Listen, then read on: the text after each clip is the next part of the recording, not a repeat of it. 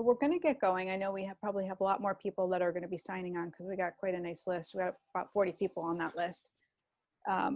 But one of the things I wanted to do before we got going was first to welcome you to Angels Don't Lie. This is a baby of mine, the podcast, which has turned into these Zoom sessions as well, which really help us to go further and have a guest and have, interaction and have expandable moments of love and deep conversations, which I really love. And then we turn that into the podcast and put that out to the world so other people can tune in and listen. And even though they can't see your face, they get information, they can hear your voice. And that's how we all learn. We learn by listening and leaning into that love. So I wanted to set a sacred space, and Billie and I were doing that kind of beforehand. We spoke, and we both have this beautiful intention of coming from our own place, but of love. And one of the things I love to do is to do a clearing. So even though we're using a computer and we're in distant places, I want to use this Palo Santo and send it to you through the waves, through the computer waves. And Palo Santo is healing for mind, body, and soul. Mind, body, and soul. So we're talking a lot today about healing wounds that have come down our lineage. And we're ready to release them. So Palo Santo can help us to do that in clearing and opening up our space.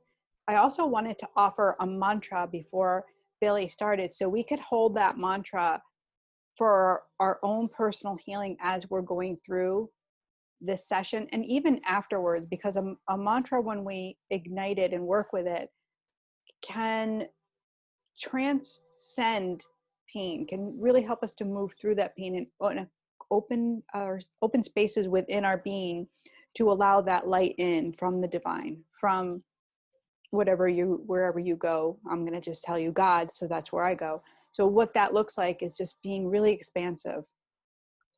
Does that make sense? Everybody with me so far? Mm-hmm. So the mantra is, I am love, I am. And the claim of this mantra is, I am, meaning the divine. I am holy. I am one with that love. So I am love. That means you're the center focus, love. And then I am, it's just recreating it, is sending it home, so to speak. So I am love, I am. So why don't you try saying that to yourselves and see how that feels and see what you notice inside your body. And I'm going to just go ahead and start and introduce Billie, and you guys hold that mantra in that space for yourself, for what you're hoping to receive or understand or get out of the session, so that we can all begin to heal that deep lineage and the things that are the core wounds in our face right now. Very good. So I'm so grateful and thankful to know Billie, this beautiful angel that came into my life about a year ago.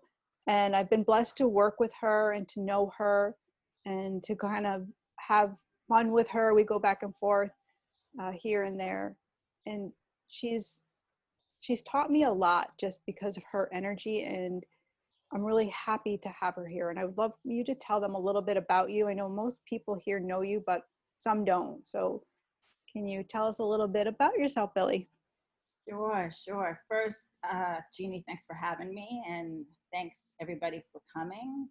I do appreciate it. I'm really appreciative of you sharing time with me. So for those of you who don't know me, because there's some people on here I've known since 7th grade, and then there's some people I've only met recently, and some of you I haven't had the chance to meet quite yet. But I was born in Africa. I was born in East Africa. My parents met in East Africa. My mom is South African. She was a nurse. She was working in nursing in Tanzania when she met my dad, who was over teaching history and English as a second language through a program that was pretty similar to the Peace Corps. So my parents married, had me, we moved to the United States, and we hopped around to several different cities in the States on the Northeast coast, and we landed in a town called Ridgewood, New Jersey in the early 70s. And for those of you who know Ridgewood, you would imagine that my family was one of the few Black families in Ridgewood. I graduated from Ridgewood High School. I have a bachelor's from Oberlin College in Ohio. I went to Ohio State. For those who know Ohio State, we go by the Ohio State University. And I ultimately ended up getting a doctorate from Pace University in 2011 while I was working. Most of my career has been spent working in sports and entertainment, and there's quite a few people actually on this call who I used to work with. And I worked at the National Basketball Association for a couple of years, and then I moved on to work at Madison Square Garden, where I worked for actually 27 years. So obviously the bulk of my career. I resigned, well, actually I semi-retired from Madison Square Garden a few years ago, mainly for a planned respite. I needed a break, we'll call it. And so 2 years now down the line, and here we are. And that's the short version of who I am. Well, I love that. I mean, I think that you kind of covered a little bit of a basis. You are an amazing soul. So Billie, I know this is a big conversation that we planned tonight. What do you think is the most important thing for us to know? There's so much. The conversation, I'm sure all of you have been in these conversations about race in America and all the things that are currently going on in America. One of the main things I think that we need to understand is the history, like the true history of Black people in this country, because what we learned in school was kind of a sanitized version. Even what I was taught in school was a sanitized version of history in this country. And even to go further back, we probably all need to read about the Native American Indians in this country and what happened with them at that time. I think education and learning is the most important part to truly understand what's going on. Racism is intertwined, it's interwoven in the fabric of America, and reading and education will help us all understand that and embrace that, and really I think some people have a hard time understanding when people say, it's institutional, it's systemic. It's ingrained in systems over years and years and years. And it just happens automatically, almost, is the best way for me to describe it. There's so much history that we could talk about, but I'm just going to share 2 examples with you of things that have happened in my life to kind of help you understand kind of things that have shaped me. The first one was when I was a baby. As I told you, I was born in Tanzania. And when we left Tanzania, my parents decided to travel around Europe. So we landed, when we got back to the United States, we ended up in Wilmington, North Carolina, where my dad was from. And I ended up starting to get sick. I was probably 8, 9 months old at the time, started to get very sick. So my parents took me to the hospital, and there was a black line and there was a white line. So this was probably in 1965. So there's a black line and the white line. The black line was really long. The white line only had a few people in the line. So my mom, being a nurse, said to my dad, she's getting sicker. She's getting sicker. Like, we have to do something. She's getting sicker. So my dad went up to the white line, and my dad, there's a couple of people here who know my dad, a little bit of a temper. Caused a bit of a ruckus outside the hospital. One of the doctors came out to see what was going on. And my dad explained to him, that my daughter's very sick. So my mom at that time was still wearing African attire. She was wearing her African garb. And so when my dad pointed over to her, the doctor was like, well, who's that? And he was like, that's my wife. She's holding my daughter. And so the doctor was like, well, she can come in. You can't. So in the doctor's mind, a Black African was better, for lack of a better way to say it, than a Black American. So they let my mother bring me into the hospital. Long story short, obviously, thank God I'm still here today, but my mother had to leave me because they were in the white side of the hospital. She wasn't allowed to stay in there. She had to leave me in there overnight. But, my parents actually raised my mom was a fighter, so she raised a lot of hell about that experience. But, it's something that was very traumatizing to my parents, and I'm assuming as a child, you feel stuff, and I'm a feeler, so I'm sure some of that is in me. So that was one experience I had as a baby. By the way, if you guys ask questions, I know a lot of you on this call, and I know you're not shy, so please feel free. If you have questions, please feel free to interrupt me. It's all good. And then the second story I want to tell you is about when my parents and I moved to Ridgewood, and that was in 1973. And it took them probably almost a year to find a house in Ridgewood. And about 7 months in, the realtor came to my parents and they said, okay, here's the deal. The deal is that people don't want to sell to you. Once they find out that you are a Black family, they don't want to sell to you, so they are backing out before we get to closing. So my parents said they really thought hard about whether or not they wanted to live in that kind of town. But at that time, Ridgewood had an extraordinary education system. So that's what drew them to Ridgewood. Long story short, we ended up finding a home. We ended up buying a home actually from a civil rights attorney who was more than happy to sell his home to a Black family. So that's how we ended up in Ridgewood. So those are just two examples of things that people experience. I'm sure there are people here on this Zoom who've had other experiences like that. There's many more I could tell you about, but I just wanted to kind of give you a feel of the kinds of things that Black people and people of color experience. Billie, how do you think that those two stories shaped you and affected you growing up? Oh, it's a good question. I was raised by, specifically my mother was an extraordinarily strong woman. And I think Eileen and Bridget, there's a couple people here that can tell you how I was very proud. I grew up in Ridgewood, which is predominantly conservative white town, but I was always very proud of being a Black woman. Like my parents made sure that I was always proud of who I was. The experience, what those experiences do that you experience all through your life is they make you cautious. They make you careful about who you interact with and how you share yourself with people. Because you're just waiting for the shoe to drop again, right? Can I go, there were, when I was younger, there were issues. Can I go to this person's house? The Waldrons, Eileen and Deirdre and Mary and Jack, welcomed me into their home like I was one of their own kids. And Bridget is another. Her parents to this day, I'm, like their Black daughter. But there were a lot of people in Ridgewood who weren't as welcoming. And so, those experiences as a kid are really hard.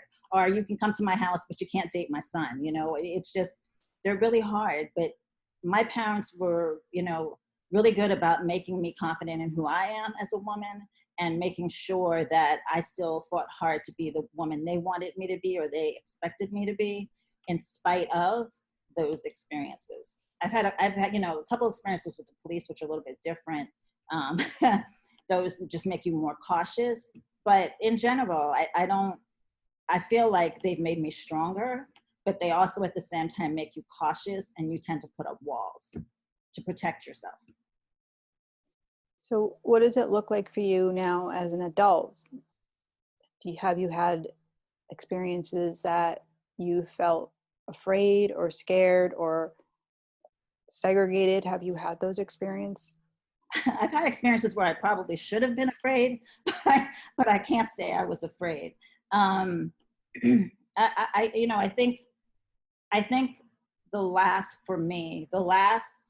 4 or 5 years have been pretty difficult. I've been walking down 8th Avenue and been called a racial slur. I've been, people driving down, yelling out their windows, racial slur. There are people definitely who feel very confident in their ability to share their beliefs about people who are different than they are over the last 5 or 6 years, I would say. So the last 5 or 6 years, it's been very in your face, but it has made me want to fight even more. I mean, as an adult, I just feel like, okay, it's time for us to take a stand. It's time for us to step to the table. I have family in South Africa, as I told you, and my cousin sent me a text, and he said to me, it's America always made us feel like they treated everyone equal, right? That everyone is equal, no matter your race, creed, or color. And he said, it is so disappointing for those outside of your country to see that it was all a lie. So I received that text from him maybe like a week and a half ago. So, you know, it's a lot of emotion. It's a lot of feeling. Can I ask you a question, Billie? Sure.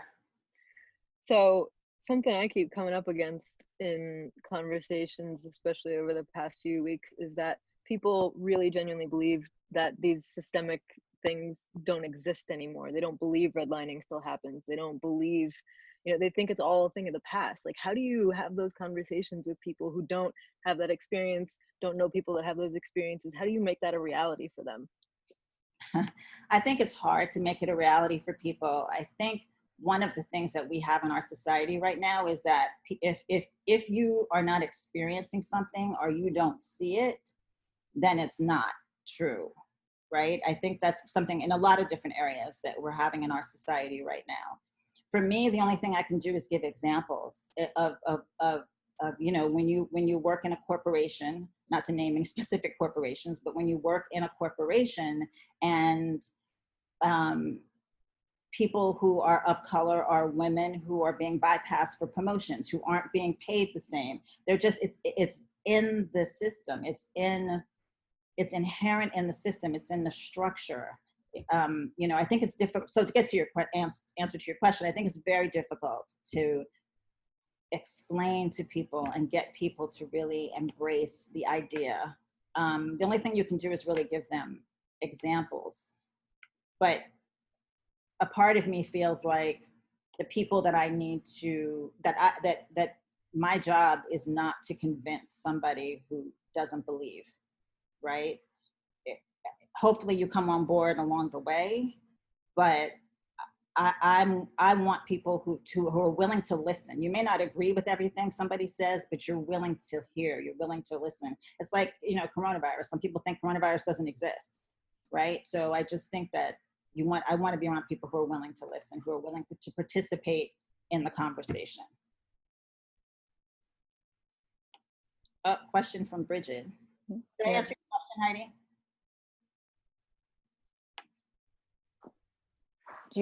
Bridget texted a question in. She said, did your parents not settle in Europe because of racism? Because racism was worse in the 60s? Is there a country today that does a better job and has much less racism than we? Oh, Bridget, good question. My parents never planned to settle in Europe. My dad always wanted to come back to the United States. And we ended up in New York, and then we moved to Ridgewood. And my mom wanted to be in the United States as well. So we were just traveling around Europe. It was never a plan to stay in Europe. And the answer to your question, that's a very good question. I don't know, because when I talk to people a few people that I know who live in other countries, they have racism as well, right? It's just a little different. I think the thing that at least people that I talk to outside of the United States that they're struggling with is, you know, we talk about equal rights and we talk about, you know, equality, and it's just not, we just don't have it. I think that's the thing about the United States, but I can't really speak on a lot of other countries. I just didn't know if there was someone that we could like glean from, look to, that might be doing it, taking a more creative approach or more direct approach that we're, you know, not thinking of. I don't know. That's a really good question, and actually, I would like to know. So, you know, I'm the Google queen. So, oh, girl, stay off that Google. But I think that's a really good question. Of course he does. Thanks, Brian. Yeah, does that help a little bit? Where, Me- go ahead. Go ahead, Bridget. No, yes, no, it's good. I would just also say though, in your synopsis of Ridgewood, and I don't know how your take on this was, but what Billie didn't tell you is that she lived, I mean, Ridgewood was a white neighborhood. There was one black street as I knew it. Billie lived right in the middle of the white people, like right where, I mean, her mom was not compromising. If that would have been considered a compromise to stay with people of the same color, I don't know. I'm just saying she didn't mention that, but Yeah, no, my parents were moving to Ridgewood. They were going to buy the house they wanted to live in, for sure. Anybody else have any other questions before we move on? Melissa? Unmute. There you go. Do you think that, like in the job sense, do you think that it's the equality is guided towards only one race, or do you think it's like certain levels? Like, does it include like lower equality for like Asians or Hispanics? You mean in terms of discrimination? Well, I think more of like, you know, you were saying like women of color don't get like the equal pay, or do you think that goes with all races, or do you think it's specifically targeting, you know, the Black race? In my opinion, I'm going to call out somebody to chime in on this, but in my opinion, I would say it's most races. I'm not going to say it's all races. It's women, even white women, Black women, Asian women, Black men, Latinos. I think that we all have, you know, a lot of companies really should have like a pay grade, right? And you get paid based on the job that you do. But that's not how it works. It's who you know, it's what time you come in, it's I mean, I'm sure I see you shaking your head, I'm sure you've had experiences too, right? Where you weren't being paid what you should be paid. And though that's the stuff that's institutional, right? So if I have a job and I'm working, and I'm going to point out Freya as an example, and we can look at Freya and see Freya is blonde and blue-eyed, but when I was interviewing for her to come to Madison Square Garden, there was this whole conversation where I said, I'll interview and I will hire the person I think is best for the job, but I want to see a group of candidates that are multiracial. I want to see diverse group of candidates, which for the person that I was working with was a hard thing for her to comprehend. So I had to reach out to my sources to get people to come in. And I interviewed probably 15 people, however many I interviewed. And then you see who I hired. I hired Freya. She was the best person for the job. But everybody doesn't have that process, right, that they go through when they're hiring. If everybody did that and they hired the best person for the job, I mean, there's a lot of research that shows that people hire who they're comfortable with, right? So you're likely going to be more comfortable with somebody who looks like you. So I don't know if that helps answer your question at all, but. Yeah, it does. Nancy? Hi, Billie. I thought it was really interesting, your comment about when you were a baby and the doctor would let in your mother because she appeared to be from another country, right? So she wasn't American.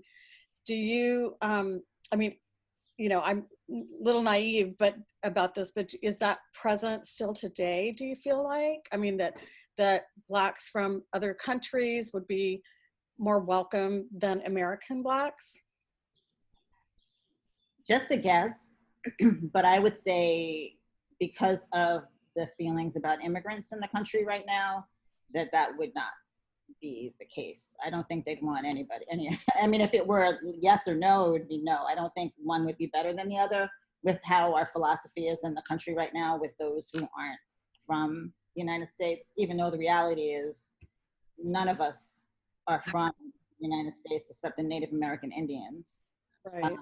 But I think today, because of how our philosophy on immigration and immigrants, that would be different. Okay, thank you. Any more questions? You look like you're thinking. You look like you're deep in thought. Me? Yes. Oh, no, I'm just listening. I mean, you know my experience. I'm half German, half Black, born in Germany in '64, and they wouldn't marry my parents because my father was Black. It took them, I think, 4 years to get married. So, I mean, and I've dealt with racism my whole life. I mean, white people didn't like me because I was Black, and Black people didn't like me because my mother was white, and Texas was my worst experience. So I'm just kind of recalling all of those past awful experiences. But to your point, praise God, my parents were strong.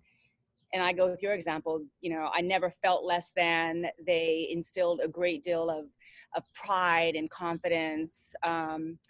You know, my father's military, so I can fish, hunt, and fight. And, you know, he gave us the confidence, and my mother did too. So that's what saved us and allowed us to be well-adjusted in adulthood. Right, right. And Petra's parents are parents amazing, by the way. She was raised with amazing people. Thank you, Billie Streets. And I think Amy has a question. Amy, I do. Amy, how are you? Hi, Billie. I'm so glad to know about this just in time. You're here. What's that? I said, I'm glad you're here. Thank you. We've got Theodore too. See, there's Theodore. He's tearing up the place right now because I just got home. I wanted to comment on what you had said before. You had I can't. And now I think it was Bridget who asked, or maybe it was Kim who just asked about whether African Americans are sort of set apart in if it's really income or in pay.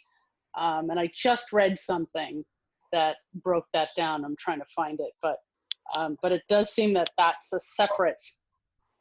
So more even past Latinos and past Asians, and that's kind of as far as it got. But I did just read a couple of charts and sources. I'll see if I can find them to send them in.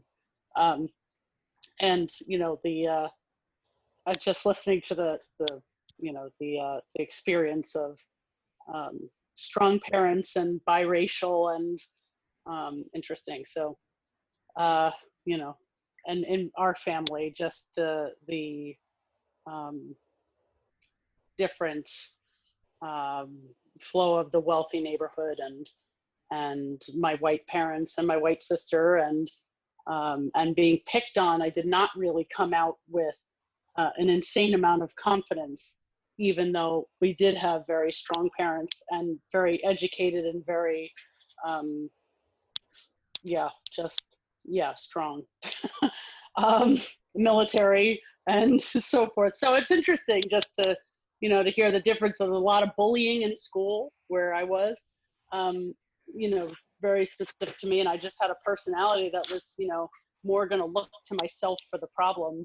And we spent a lot of time on it, but it didn't, a lot of family time was devoted to, too many dinners, really.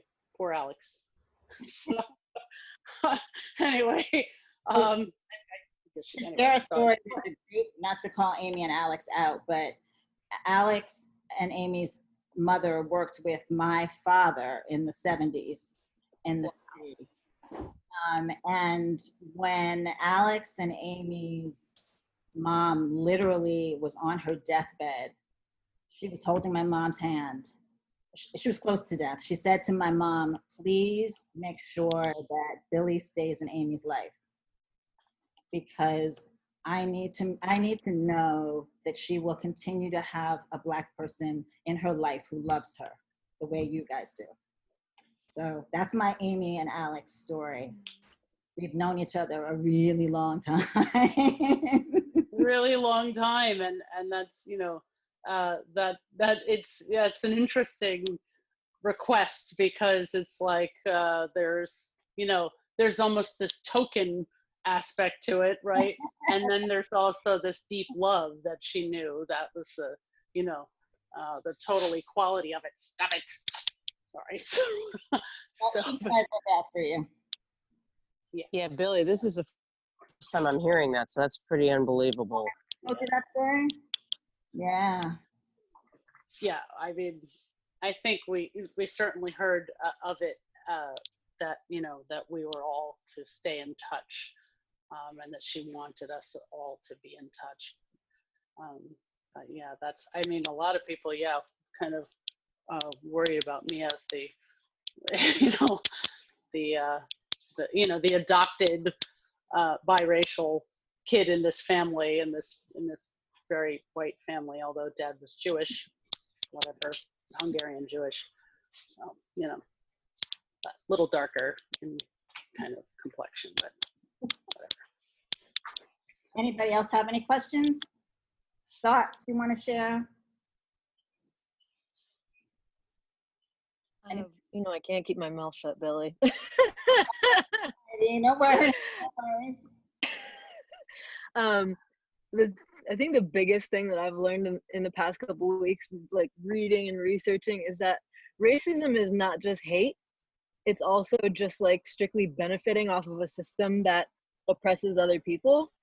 And so I've been trying to like explore in my own mind ways to, like, I've never worked in a corporate environment, you know, or a traditional job, but like, you know, is it the job of the majority to recognize that this is happening and take it upon themselves to even out the playing field? It feels like that's our responsibility, you know, to stop benefiting off of a system that's keeping other people in place like that. Does that make sense? It's not even like a fully formed question, but it's kind of what I've been wrestling with. It makes sense, although I am a little uncomfortable with it's the white person's responsibility part. I don't know what the exact answer is necessarily, but I think that we all have to educate ourselves and understand about each other and talk to each other and hear each other. But a lot of these systems that are in place, like, it's almost like what I visualize when I close my eyes is they have to be torn apart completely, like deconstructed and rebuilt, right? Like, it's almost like they're I'm looking at my wall because it's almost like they're in the walls, right? It's like, if the walls could talk, they are in the wall. So yes, we need the majority to step up and say, okay, what are we going to do? And I've been on several Zoom meetings in the last couple of weeks where there are a lot of companies that are stepping up and trying to figure out, what are we going to do? What kind of solutions do we have? But on a broader scale, it's a lot of systems literally have to be broken down and rebuilt. Education has to be broken down and rebuilt in Black and Brown communities. Healthcare has to be broken down and rebuilt in Black and Brown communities. You know, so I don't know if that helps answer your question. Billy, don't you feel that that somewhat is the hate that's coming to the surface and bubbling out, where it's not working, and we didn't create it, we didn't build it necessarily. This is lineage, this is old, and it's not working anymore, and it's so uncomfortable. But love and the breakdown of the systems, like you said, like creating new out of what's broken rather than continuing the same storyline. Like, it's uncomfortable. I love that you're saying education. We need to learn, and we need to absorb that energy of, like, that was the past. We don't have to blame each other. We can learn and we can do better. Yes. I mean, I've gotten several phone calls from people kind of asking, like, what can I do? What do I do? And, you know, the one thing is, and I said this already, but we have to educate ourselves, and God knows we have to educate the babies. Like, we got to educate our children. They are our future. And it's not easy, but there's a ton of resources, some which are on the list that Jeannie mentioned earlier, that you can go to help you talk to kids. It's a tough conversation, right? But we need to educate our children. You know, you can join groups and activities where there are people who look differently than you do. You know, I know one of my friends, who I won't call out, but, you know, said to me, you know, everybody in my town is white. Like, every activity my kids go to, they're all white kids. Like, what do I do? Like, how can I get them exposed to people who look different than they do? So it's a question that everybody has to answer, but everybody, to Heidi's point, everybody's going to have to kick it up a notch, and everybody's going to have to, you know, research and look and find places where they can take their families. And I would say that, to your point, Jeannie, is I believe, and, you know, some of my friends have been like, why are you so quiet on Facebook and social media? It's because I haven't been able to speak from a place of peace and love, and I just feel like anything that I post is going to be hostile and angry. And I just think that in order for us to get to the other side, that we have to up level, that we have to raise our vibration, that we have to come from a place of love and peace. Like, everything that we do has to be out of love, and it's not easy, and it's not going to be easy. And by the way, it's going to be a marathon. It is not going to be a sprint. I think that a lot of people are hoping that this is going to happen very quickly, and we're going to get back to, quote unquote, whatever normal was, because I don't even know what normal is anymore. I don't know about you guys, but it's going to be a long road. But, you know, I'm a believer that positive things do not grow out of fear. Positive things do not grow out of anger, that we have to get to a place of love. And, you know, it's important to believe in something, and it doesn't, you know, if it's God, Buddha, Allah, universe, source, whatever you're comfortable in, we have to start lifting up our faith. We have to start believing in something bigger than us. We have to up level is the best way. Does that make sense? What I'm saying? Yeah, Yeah. it reminds me of a Bible quote that I read recently, and I'm gonna not do it word by word. I'll just give you the gist of it. But it was when the Holy Spirit came upon the apostles, and then they turned and they spoke in their native tongue. So first it was this fire, and then they each spoke in tongues, in different languages, but it was the same message that God delivered. He didn't want us to be the same. He wanted us to be diverse. He wanted us all to hear the same message. So this healing, I feel like, has been, you know, dated back. It's biblical. It's old. It's older than time. And if we can come to a place of rest and peace within ourselves, of real love, of honoring the people that we're with, you know, the people that are in the world that are different than us, that we love them equally, just as if they were ourselves, then we can start to diminish that hate that's living.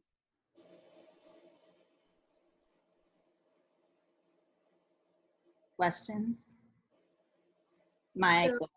Hi, Billie. You're next, Michael. Go ahead. Thank you, Billie. Thank you so much for this time and for sharing yourself. So valuable. And I'm sitting here feeling all kinds of things listening to you, and that's important, you know, to be feeling these things. So I just thought I'd take a chance and raise my hand, and I don't even really have fully formed what I want to say, but I'm going to give it a shot. Okay. I really resonated with what you had to say about the way that you felt that you had to conduct yourself in the world, about like being careful about who you associate with and what houses, you know, you would go into. And I really felt that when you said that.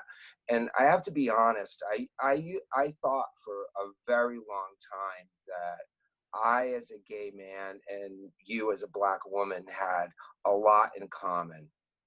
And it really isn't until like just the last couple of years that I have really been learning that even as a gay man, I benefit from white privilege. That if I am willing to straighten my wrist, so to speak, and act like somebody I'm not. Now, granted, that's no way to live. Right. No, Right. but I don't wear, my skin isn't rainbow color. You know, I can quote unquote pass if I want to be silent. As a gay man, I've learned that silence equals death. I die inside if I'm silent. If I can't, hold my husband's hand in public, when we have a moment, I die a little bit inside if I can't do that. But I do have that option, and I do benefit from white privilege. Because of the color of my skin, I realize that I can get a loan quicker. I can get paid more at a job. I could buy a house easier. I have easier access to health care. When I think about, the struggle for equality among gay people, like a lot of the pushback around gay marriage was like, well, they're gonna ruin it, or it was like they're gonna like ruin the sanctity of marriage. And what always struck me is that, well, what we want is just what you want. And it's not that I'm taking anything away from you. Equal rights means that we all have the same amount of the pie. When I think of like racial equality, do you feel like the pushback is that same kind of like, you're going to get a leg up on me if I allow you equal access to housing or to healthcare? You're going to get a leg up on me, and I'm going to have less of a chance to get that? Or is it just a kind of keeping people in the places that we were brought up to think that they are supposed to be in? Do you understand my question? I do sort of, yeah. I think it's a combination. I think you hit it the nail on the head. I think that there's this thing about if I get something more than I have, that I'm taking away from what you have. And what people don't understand is that there's enough for everybody. There's enough for all of us. There's enough money. There's enough love. There's enough peace. There's enough happiness. There's enough joy for all of us to have. But some people are fearful, right? So you're living in that place of lack. And then you think that, well, if we give more to this group or that group, then I'm going to have less of, when that's not at all the case, right? We can all have a little bit of everything. And then on the other side of the coin, I'm seeing a solid group of the population who've been quiet for a very long time, right? And now they're becoming more vocal. But I think that group of the population really does have disdain for people who look different than them, whether they're Black, whether they're Asian, even whether they're Jewish, whether they're gay, whether they're transgender, whether they're whatever. That group of people just have disdain. Sorry. We have to pray for those people, because you can't change their mind, right? They're not gonna sit down and talk to me and be like, oh, I get it. I mean, maybe you'll get one person or two people or something, but so I think it's a combination of both. I think you hit it right. Michael, Thank you. Michael, I think it was really, it was deep what you said. And I think it brings to the surface about trying to understand. A lot of people don't understand what we're hearing about white privilege. They're feeling very defensive about that. So I think you shed a little bit of light on that, Michael. Billie, can you shed a little bit more light on that for us? Ask the question again. About white privilege, because people are feeling very defensive. I've heard a lot of people say, like, what does that mean? And being able to explain it would be what? I don't have all the answers on that. And obviously I'm one Black person speaking, but had friends call me and say, I'm sorry, or call me and say, I feel bad, that I'm white. And I think that that's the complete wrong place that we should be going. Like, everybody should be proud of who they are, proud of where they come from, and accept the fact that, okay, this is what was, but now we're heading into this new place, and this is what it can be, right? And I think that that's going to have to be a mind shift for people. But everybody's it's like we talked about, everybody's got to heal. Like, we need to heal. There's people have gaping wounds, including myself, right? They're different wounds, but we have to heal. And white people have wounds that they got to heal too. Now, that we may tell you to hurry up and heal them because it's been a long time that we've been on this road of trying to get, what's ours almost. I think that everybody's got to own who they are as a person, because that's what makes up the world. Like, diversity is what, there's research that shows diversity makes companies more money. It makes more ideas, more thoughts, more deeds out of diversity of thought, diversity of ideas. It's not, it's not just the race thing, but I think that we all have to be in the place of being proud of who we are and being comfortable in our own skin and owning that. And then we can move on to help each other and talk to each other and listen to each other. But we as individuals first have to heal. Yeah, I love that. And go ahead. Who has a question? Hi. You kind of hit the nail on the head to me earlier by talking about education, starting when kids are young. There's that whole nature nurture thing, and nature being, probably what you're taught by your parents, and that's more nurture, and nature's probably more from your experience. So some people grow up with parents who bring down the racism, and teach their kids that. And some people learn racism because maybe they had bad experiences. I had bad experiences in school. I grew up in the same era, and they had just integrated some schools, and it wasn't just black, white, it was very different socioeconomic class. So it was kind of a double fold thing. And I was bullied a lot as a white girl in school. And yet it didn't change my view of who to be friends with. I remember when the first black family moved in 2 houses down from me. I know my dad wasn't thrilled about it. I'm ashamed to say that. And I became instantly best friends with the girls, So there's kind of that push-pull with nature and nurture. And I think it's really important to teach in school and show pictures with diversity and incorporate that. So when kids are little, I have 2 nieces that are growing up in a very white area, and my sister's doing her best to teach them. I don't think they would know the difference of any different color because of, they're being shown and it's incorporated into their world, even though they're kind of growing up in that white world. So I don't know, education I think is big. Agreed. And I think it's important, and Bridget and I have been emailing back and forth about this, about, this idea, this term that people say, the term colorblind. I think it's important because obviously you look at me and you see that I'm black, so you're clearly not colorblind, right? So, and I see that some of you are white, but it's important to teach your children, okay, this is Billie, she's black and she's from this place and she's this, but she's an amazing person, and she's this and she's this, but she's black and she's different, and that's okay. And our differences make us stronger and our differences make us better. But one thing I hear people say is, I don't see color. It's just, that actually. I've said that. I've said that. You never said anything to me. But no, I don't even remember. But it's important that, because you do see color. We all see color, right? But you embrace it, right? You embrace it. And I think that's what's important, is we see it. It's there. Obviously, we see people look different than we do.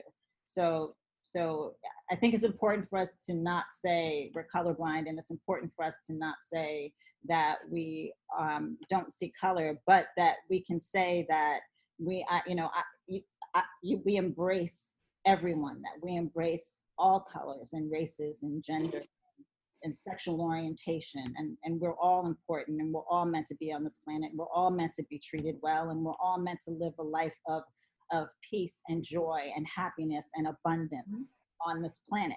And that's the way it should be. And God willing, in our lifetime, we'll be able to see a little bit of that. Yeah, that's important what you just said, because the nuance or the semantics, I think the feeling is the same, but the way you're wording it is actually a much better way to say it than the expression I learned, So glad you said that. Thanks for sharing, Nadine. Can I just piggyback on the educational front? I think, I just studied to receive my certification in education, and the easiest and the most affordable way of bringing some equity to the country is really by offering free universal preschools and making those programs high quality no matter where the neighborhood is. And what the message behind it is also to try to even out the surplus in some areas being shared with the lower to middle income areas, because the taxes are what feeds the school systems, and it's been a long time that has yet to be corrected. So I think, not to get political, but it is important to vote with that conscious understanding that you will have to accept your local taxes possibly being shared with a neighboring area to make that reality affordable. But it's proven that it is the return on that investment is tremendous as a society, where they have tested it, 40 years of a testing, it's been out there. And the resistance is, I think, what we're facing right now is this tremendous amount of siloing of conversations. My biggest question is, how do we break down those silos? How do we get that diversity conversation? Aside from this wonderful forum that is being offered today with us, is it bringing leaders from diverse cultures into every school system and making it part of a curriculum? Where does that diverse conversation begin for young kids? And I agree, it is with our children to bring that change about and open up understandings. But I really don't know how that's going to happen. Where do you see, Billie, in your world, you would want a door to be open that's presently not? In an ideal world, it starts at home, right? Mm-hmm. I understand that it's not going to always be able to start at home, but in an ideal world, it starts at home. I think you ask a really, really powerful question, and I think it's a really tough question as well, because I think you're right. I think that it needs to be put into the curriculum of schools. The problem is that there are a lot of people who aren't going to want that, right? So it's almost like we have to start having these conversations with like-minded people. And you hope that, so I'm going to use you as an example. You're out with some friends and somebody makes a racist or inappropriate or a comment that you're not comfortable with, and then you start to speak up, and then you from your heart say, this is why I'm not comfortable with it, and this is why I would prefer that you didn't say it, and this is why people X are this, right? And it's about that kind of, I'm going to show my age right now, but that shampoo commercial, he tells one person, they tell another person, they tell another person. It's like the word starts to spread. It almost feels to me like it really has to be something that really kind of organically starts and kind of starts to move out. Because if we start with the systems that are already broken, then we're not going to get anywhere. Do you understand what I'm saying? Start with the systems that are already broken, meaning like the school system as it relates to Black and brown kids, and not in all cases, but in a lot of cases, the system is broken. True. So to put curriculum in an already broken system, fair enough, it won't be heard. So that's why I mean, deconstructing is not the right term, but it's just like, it's almost like we have to like start from the beginning. But I think that's why Poignant. be a long road. It's going to be, it's going to be a marathon for sure. It's going to take a long time, and there's going to be bumps, but that's why it's important for people to start up leveling, right? To start, speak up if somebody says something that you're uncomfortable with. For me too, educate ourselves. Listen, I learned the same thing you guys learned about Black history in school. So I've been, the last 3 weeks, I've been reading, and I've been trying to educate myself so I can be better, so I can do better, so that I can answer questions when people have questions for me. Like, how powerful, Eileen, for you to be able to speak to somebody who may not care for a Black person. I'm making that up, but how powerful for you to be able to speak to them and share your knowledge with them about Black history, right? So it's almost a snowball effect at the beginning, but systems have to be broken down. And as you said, not to get political, but that's an enormous feat. It is. Enormous feat. Not impossible, but enormous. Yeah. Yeah. Lots to think about. Yes, for sure. Yeah. Hi. I just want to go back to something that came up about white privilege, and I just wanted to point you in a direction for someone who helped me really understand it.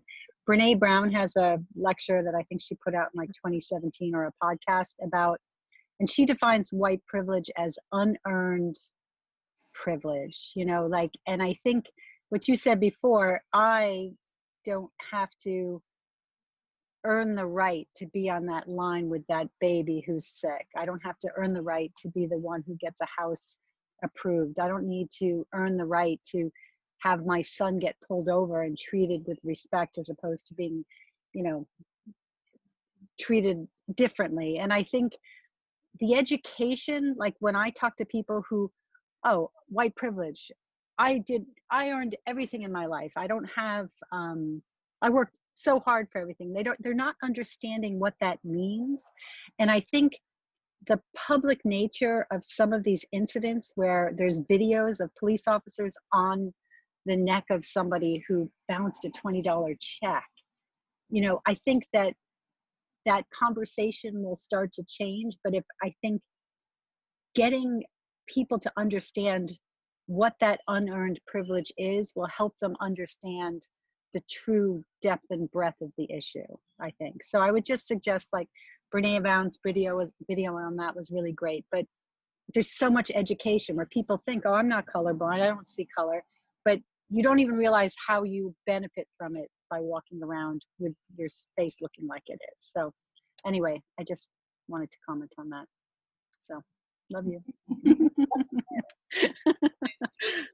just to piggyback on that, just saying those words, I benefit from white privilege, is educating someone too.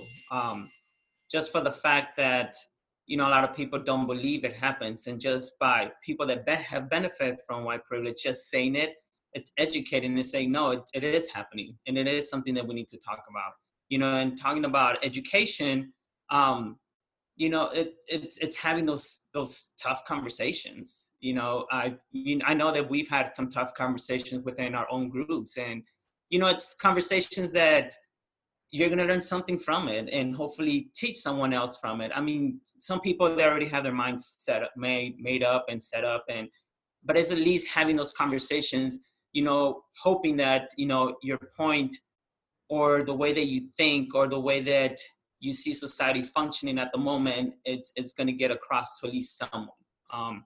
But I feel like just having those tough conversations is extremely important. And for those people that do say, I benefit from white privilege, thank you, because you're opening those conversations up, because it's just showing that, no, it does exist. And unfortunately, there's all those people that are going to be reluctant to hear and reluctant to admit that it does, but at least a lot of other people are hearing. So, and to piggyback on what Carlos just said, it's a little bit kind of like I said to Eileen a minute ago. It's the power of coming from a white person to another white person. that just takes it to a whole nother level versus me trying to explain to a white person. You know what I'm saying? So I think to Carlos's point, it's really powerful for sure. But it's about courage, right? We all have to have the courage to step out, you know, to step out, and maybe someone's going to be angry with us. Maybe somebody's not going to be happy with us. But if we know in our heart and we know in our spirit that we're doing what's right, you know, and I always say to friends that nobody has to go to bed at night but me. You know what I mean? So so if I'm feeling like I've done the best I can do, and I've done all that I can do, then my heart is clear. My heart is clear. And I think that's where we have to get to, is that we're all doing the best we can do. And we'll all be on different roads, right? Our journeys will all be different. We won't all do this. We won't all do the same thing. But if we all take a little piece of the pie and try to move it forward a little bit, I think the wave will grow. I really love how Deirdre brought in exactly what I was looking for, like that conversation of how to describe white privilege. So we can teach and educate, because we don't know that we've carried this in us, and it's kind of shameful as well to know that it's there and you haven't looked at it. But I think in doing our work and showing up and knowing, you know, we can heal that shame, and we can do better by asking these questions and having these type of conversations, and being willing to say, like, I can own that without shame now. I can own that because I can learn to be better. Because when we don't know something, then it just keeps growing and evolving. And when we look at it and we know it, then we can do something about it. There's the power, right? You gave some. Does anybody else have any questions? Because I have a list of questions that Billie had coming at her the past couple of weeks, and I thought maybe I'd pop those in there if you don't have any other questions. Melissa. Can I just make a comment? And I've been listening to all of this and I'm flying away a little bit. I'm a really deeply feeling person, and I've had such a hard time these past couple weeks because I can't stand the hate. And it for me is, I love everyone, and it's hard for me to see people hating people because they look different. And even the educational part, I'm 43 and I'm putting myself through college, and you know, one of my classes was great books, and I was forced to debate why racism was good. I went home and cried because it was so hard for me, and it was on the book Heart of Darkness. So it's like, for me to come out of that, pulling it the least, I guess, hateful, was challenging. But it's also hard sometimes because I feel like I need to keep my mouth shut, because there's many times where I'm automatically thought of, because my skin is white, that I'm a racist. And it's not about me at all. And I think this whole time has just been extremely hard for me, because I can't stand to see why people hate so much.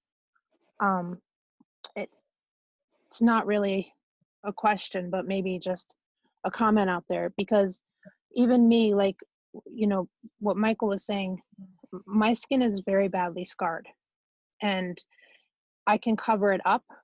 And you know, hopefully people can learn who I am from my heart the second maybe my long sleeves come off, or you know, my skin is exposed. I can automatically see, you know, a lot of change in people, and it's so hard for me. And you know, there's so many people asking, you need to speak up now, we need to make a change. And sometimes it's really hard because I feel I get too emotional with it, if that makes any sense. And sometimes I say the quiet ones are the problem, and I don't want to be seen as the problem, because I pray on it and all, but I think I just feel so much that the hatred is just so hurtful that, I don't know, maybe I'm just ranting. No, I hear, but I actually feel that. Like I feel what you're saying, and I'm a feeler too. Like sometimes I want to scream, like just you have the same organs. Like stop hating people because they're like that. Just to me, it's really a hard concept that I've never been able to wrap around my head as to why people can be so hateful because you look different. And at 43 years old, it's still so hard for me. And I understand, and I'm you know, I do the education as well, and you know, the systems are very broken.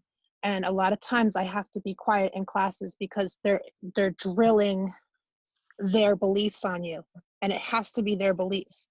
And it's really hard because you want to stand up, but then again, you have a grade, and you're in that point where it's like, okay, I'm paying for a really expensive school. If I speak my mind, my grade is going to go down, and now I'm not going to get the scholarship to better my life. So it's definitely a broken system, and it's hard, and I feel for you. I feel for everyone. But I appreciate you being willing in this forum to speak from your heart. Like, I think that is powerful, what you just said. You spoke so powerfully and beautifully from your heart. And I think I try to see the good in everyone. That can make change. That can make change. And you know, we have to not, you know, I went through this thing for a little bit that I was like, well, why didn't I do more? I should have done more before. And, you know, I keep hearing about, you know, the younger generation being mad at my generation for not stepping up, for not doing things more powerfully. And, you know, I had to let that go. Like, there's a whole lot of reasons for all of that stuff. But, you know, you will get to a point where you will be able to share your heart and confidently and comfortably. And it will be powerful, just like it was just now. Thank you. And we can return to that mantra that we did when we opened, because it starts with you. It starts with, you know, as an individual. When we return inward, we turn to love, then love shifts things that we can't even recognize. It can make great changes, and then we can move forward. But we can't move forward on the outside if we are a mess on the inside. We have to heal. Do you want to have anybody else any questions? Because we're getting ready to wind down. I see a couple of people have their hands up. I don't know if they're still, are these new hands, Amy, Deirdre, Michael, are they? Old hands. I do. Hold on. Well, I really didn't have a question. Can you hear me? Yes. I'm not sure if okay. It was back on the kind of describing white privilege. I had that article up on my Facebook page at some point, and I just sent it to everyone part on the chat. So I don't know if everybody sort of knows how to get to the chat. I've only done like 3 Zoom calls ever, and I think they changed it since the last 2 times. So yeah, but it's right in the chat if you want to access it. Yeah, it's a really good, easy, sort of gentle. I think you know, I mean, there are a few places to find similar descriptions and so forth, and kind of sending that one around because it seems sort of, you know, to touch on the not blaming and or it just anyway it describes the reason why it's not a blame thing. This isn't about, you know, it's sort of not, yeah, but there is, yeah, place to, you know, to do about it. Anyway, that's it. Thank you. Thank you so much for sharing that. I'll add that to the resource list too before we put it in the podcast. So Okay, inside cool. the chat, guys, there's that PDF with resources. And I think that's what we were going to bring them to, Billie. Like, what can you do? Like the things that you can actually do to start making a difference. We've talked about some of those things. It's about education. It's about teaching our babies, stepping up and speaking out. If somebody says something you're uncomfortable with, you know, speak from your heart. Speak not in anger. Speak in peace and love if we can, and share what you're feeling and share why you think it's appropriate. And it may hit that person positively and it may not, but at least you've done what you can, and you can contribute in a positive way. And the other thing is support, donate, volunteer, mentor. There's tons of companies, and I put some of them on that list who would be more than happy to take your money and more than happy to have you volunteer or get involved in one way. And they're all different organizations with different missions. And some will speak to you stronger than others, but pick one or pick two that you feel really strongly about and get involved in one way or another. Those organizations would be really happy to have you. Those things are our starting point. Agreed. I love those. Those are awesome. Can I say something before we close? Yeah, absolutely.